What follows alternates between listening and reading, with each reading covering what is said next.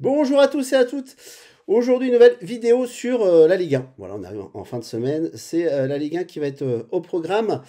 On prend sa petite feuille comme d'habitude, son petit crayon. Comme ça, vous noterez un petit peu ce que j'ai repéré, ce que j'ai réussi un petit peu à défricher pour vous. Il n'y aura pas forcément des analyses sur chaque match, parce qu'il y a des matchs qui m'inspire pas.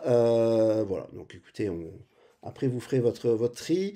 Petit retour sur Champions League, Europa League. On va dire que les deux compétitions réunies, bah, toujours pareil, on doit être autour des 65% de prédictions correctes. Bien sûr, c'est des codes moyennes, un 35, un 40 généralement. Donc, faut pas avoir fait bac plus 12 pour voir que voilà, ça sert à rien de jouer toutes forcément les prédictions que je vous donne, mais vous sélectionnez par rapport à celles potentiellement que vous êtes OK avec. Et puis, bah, si la cote vous plaît en simple, vous la prenez en simple. Alors, faites un combiné de 2 codes maximum. Voilà, faites pas les bolos, ça sert à rien de faire des combinés de 10 codes, ça passera pas. Ou alors, une fois de temps en temps, mais sur le long terme, vous perdrez. N'hésitez pas à mettre un petit pouce, pardon, à vous abonner à la chaîne si ça vous aide. Mettez-moi en commentaire, hein, voilà, qu'est-ce que vous voudriez comme, que j'analyse, sinon ça pourrait être sympa. Mais généralement, je fais de la Ligue 1 et des Coupes d'Europe, voire des qualifications aussi Coupe du Monde. Là, on va passer à un bloc de 5 matchs, très important. Alors, pas forcément pour cette vidéo-là, mais pour les vidéos d'après. Où donc, il y a des équipes qui jouent la Champions League ou l'Europa League. Donc, c'est simple, j'ai noté du 18, c'est ça, du 18 octobre au 1er novembre, 5 matchs. J'adore ces blogs-là parce qu'il y a souvent des choses à faire à la fin du blog quand il y a des équipes qui commencent à tirer la langue, surtout qu'en championnat de France, il n'y a pas des backups, enfin les équipes n'ont pas forcément des backups, des remplaçants pour de même niveau que les titulaires. Et ça c'est très intéressant en France. On verra ça dans l'avant-dernier match du bloc ou le dernier match du bloc.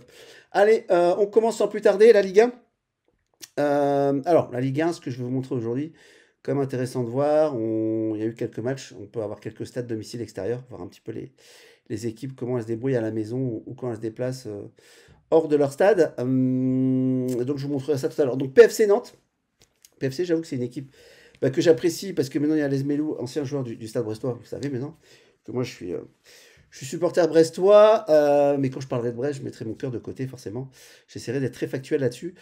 PFC Nantes, voilà, Ablin, bah, 0 but pour l'instant. Je l'ai vu jouer Brest-Nantes. Franchement, c'est le meilleur joueur de Nantes, il n'y a pas de souci.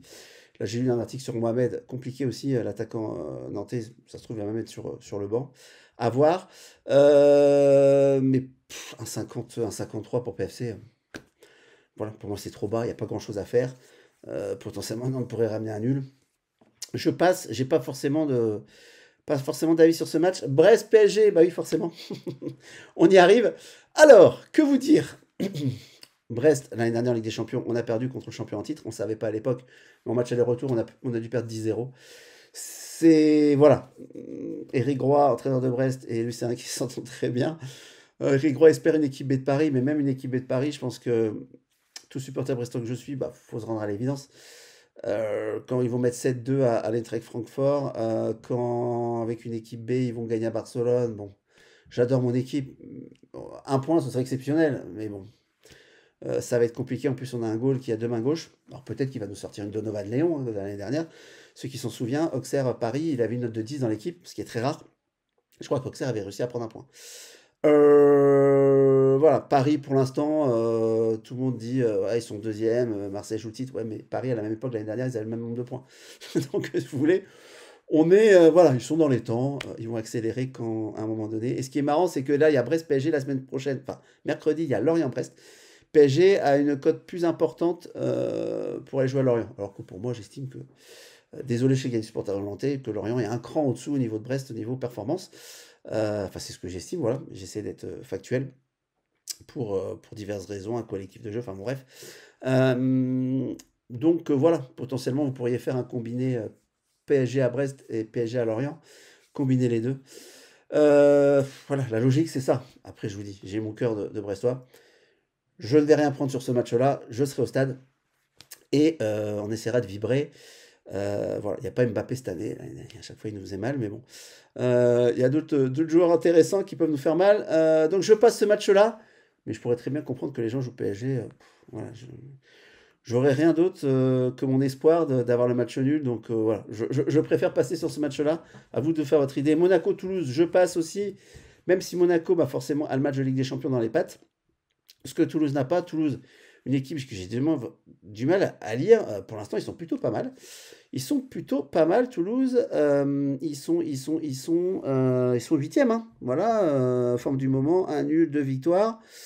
Monaco, forme du moment, une défaite, 2 nuls. On va dire le momentum est plutôt pour Toulouse. En plus, voilà, Monaco, comment le nouvel entraîneur qui vient de l'Union Saint-Gilloise va mettre tout ça en place, à voir. Ils n'ont pas démérité, hein, Monaco contre Tottenham, ils ont potentiellement pu gagner. Ça aurait pas été un vol. Mais bon, pareil, j'ai vraiment du mal à lire Toulouse. Donc ce match-là, je prends rien. Lens-Marseille. Marseille, pareil, il y aura un match dans les jambes. Lens à la maison, ils vont récupérer leur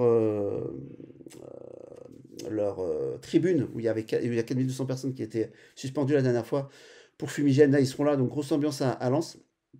J'avais regardé un Lens potentiellement plus 1,5, parce que ce ne sera pas une sinécure à Marseille d'aller là-bas, mais le Lens plus 1,5, la cote, elle est. Enfin, je ne vais pas dire qu'elle est dégueulasse, mais elle est, voilà, elle est ce qu'elle est.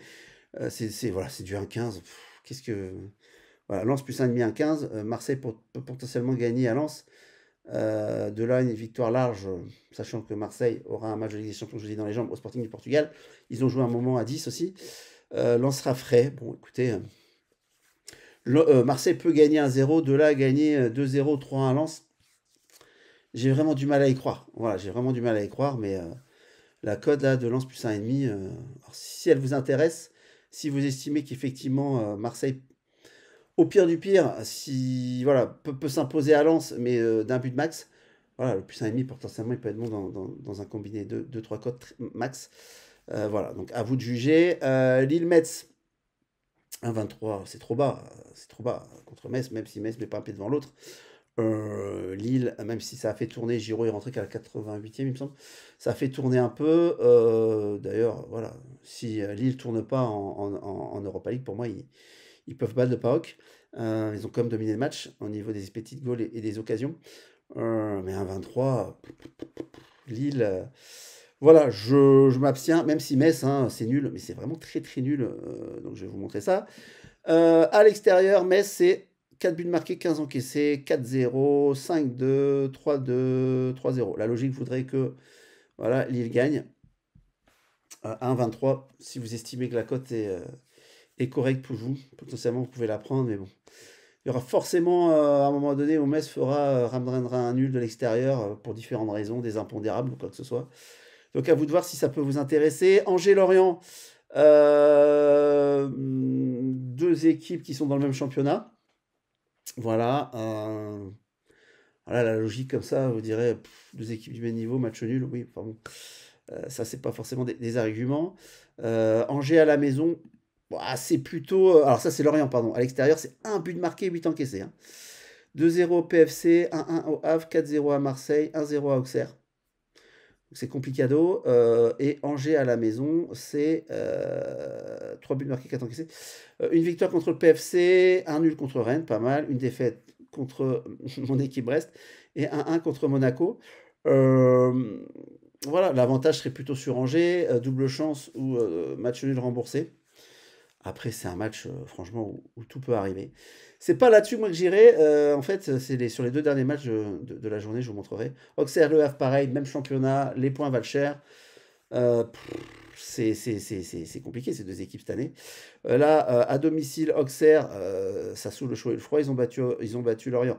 Ils ont perdu contre Monaco, ils ont battu Toulouse, ils ont perdu contre Lens. Bon, on va dire que des équipes, voilà, potentiellement plutôt de leur niveau, ils se débrouillent bien. Contre des équipes plus fortes, c'est compliqué. Et Le Havre, à l'extérieur, pour l'instant, c'est défaite à Monaco, défaite à Strasbourg, match nul à Metz et grosse claque à Marseille. Mais en même temps, il y avait un rouge.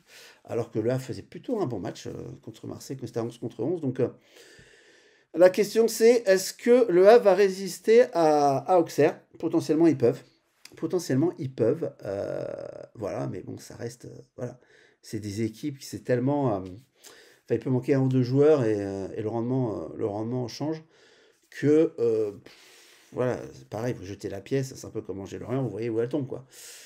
Ceux qui ont des certitudes sur des matchs comme ça, c'est compliqué. Même quand vous avez des certitudes sur certains matchs, et là je fais une petite aparté, Crystal Palace, l'Arnaca, Conférence League, Crystal Palace, 25 tirs au but, un expected goal de malade contre l'Arnaca, 3 tirs au but. Bon, Crystal Palace 0, l'Arnaca 1. Les joies du football. Donc déjà, quand vous avez potentiellement une certitude sur un match, c'est compliqué. Alors là, quand vous n'en avez pas. Bon, par contre, la Rennes, j'ai plus de certitude. Pourquoi? J'explique. Même si vous savez maintenant sur la chaîne que Nice, j'ai un peu de mal avec Nice. Pas que j'aime pas les Niçois, mais que pour moi, c'est compliqué au niveau du jeu. Voilà, j'ai du mal à comprendre ce qu'ils font. D'ailleurs, ils ont encore perdu au Celta Vigo, ce que j'avais annoncé sur la vidéo de l'Europa League. Ça fait partie de mes paris phares que je mettais plutôt en haut de ma liste. Là, Rennes-Nice. Alors, Nice vont avoir un match dans les jambes, ce que Rennes n'a pas eu. D'accord? Donc, pour moi, c'est avantage Rennes, même si, pareil, j'ai du mal à voir ce que Habib Bey met en place.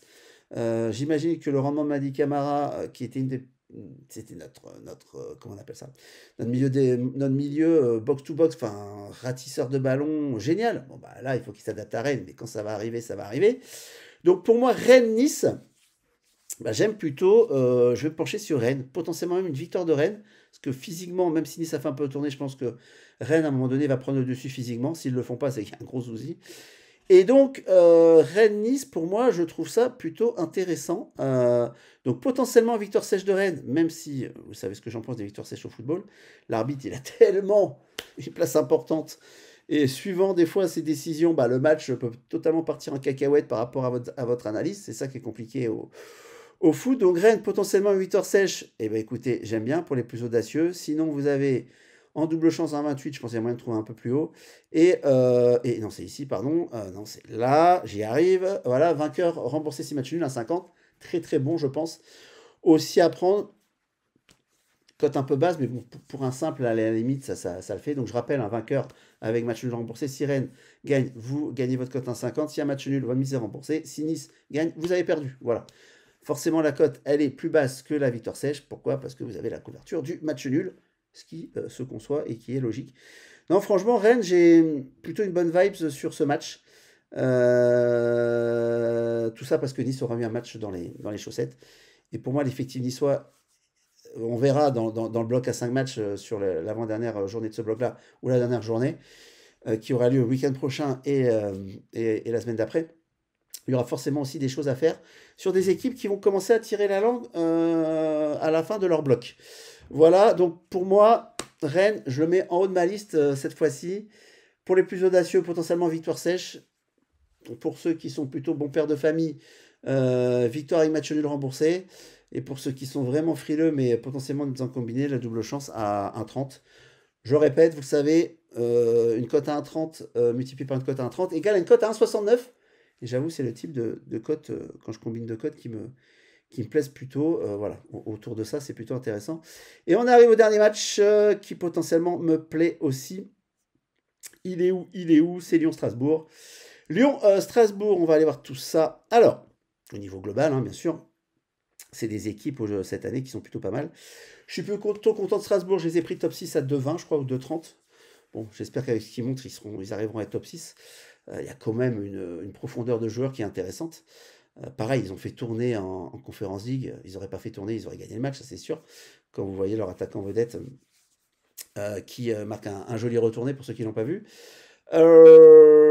Donc là, c'est deux équipes qui ont à peu près la même valeur, à peu près le même nombre de points. Strasbourg et Lyon, on va dire. Lyon à domicile cette année, très intéressant à voir. Et moi je rappelle de ce match-là où j'avais plutôt annoncé Lyon ne perdrait pas contre Toulouse. Bah, tout se passait bien jusqu'à la 91e minute. Et Lyon a marqué 2 buts d'affilée, comme quoi les joueurs du football, les impondérables. Donc Lyon 3-0 contre Metz, 1-0 contre Marseille, 1-0 contre Angers. Là ils ont perdu 1-2. Mais pour moi, ils méritaient de gagner ce match-là, au moins de ne pas le perdre amplement. Strasbourg à l'extérieur. Strasbourg à l'extérieur, c'est la troisième équipe quand même en France. Ils gagnent à Metz, ils perdent à Monaco dans un match plutôt sympa à regarder. Ils vont gagner au PFC. Voilà, de mémoire, celui-là, je l'avais annoncé aussi. Et ils font 3-3 au PSG.